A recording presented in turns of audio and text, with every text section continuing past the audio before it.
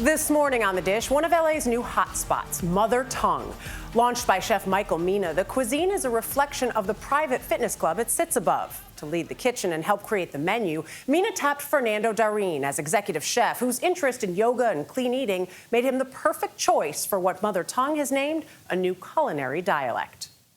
It doesn't feel like a traditional restaurant. Nourishing the mind and the body. That's the intent of Mother Tongue. The patio here is probably my favorite. Executive chef Fernando Darin says it's a concept built into the restaurant, which occupies the top floor of the social and fitness club High Mat, a name that means the feeling of home. The name of the restaurant, Mother Tongue, was a very easy reflection of what High Mat is. We wanted to take all these dishes from around the world and transforming it into our own mother tongue. Simply put, it's comfort food from around the world, but all made using nutritional ingredients without sacrificing taste. A challenge Chef Fernando, as he's known at Mother Tongue, embraced. I took this project because of the challenge and because this reflects my lifestyle as well. I like to eat clean. I like to cook clean. And the food that it's on that menu, it's a reflection of that. Take Mother Tongue's version of a traditional bread service. Pita alongside 3 colorful and flavorful dips. You can mix the colors and you can make a painting if you like. There's a Syrian-based walnut mahamara.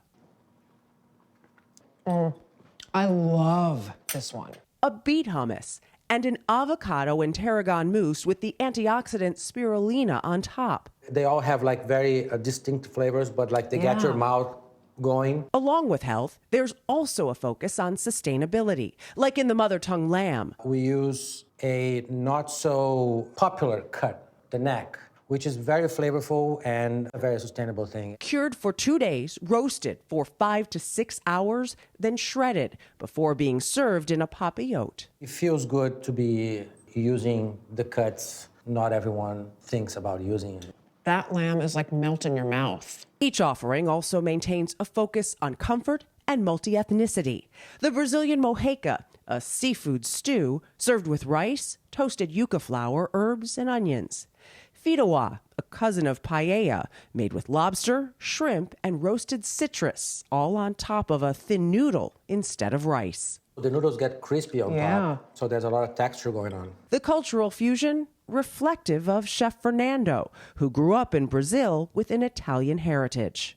The Italian food that I know is not the Italian food that is in Italy. Right. It's an adaptation with Brazilian ingredients. And this is what I love, not to get too attached to the recipe, the right ingredient itself. Open your mind, and that's when true creativity can flow. Since he was a kid, Chef Fernando has had his hands in the kitchen, learning the cooking basics from his grandmother. She would make me help out, and she would make me stir the polenta, which I hated it because it was just like 4 hours stirring that polenta. It started all very, very young. But you didn't think this is going to be my future in cooking when you were younger? No. Yeah. When did that change for you? I think it changed when I moved to Los Angeles. I came here just to stay for a few months, honestly, and I knew this guy that introduced me to this great chef called Eric Greenspan. 2 years later, I was his sous chef.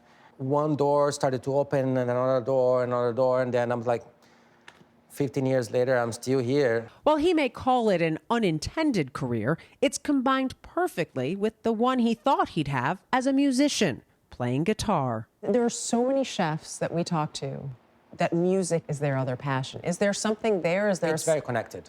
I feel there's a very similar thing about conducting an orchestra and conducting a kitchen. Are you ready? Steam?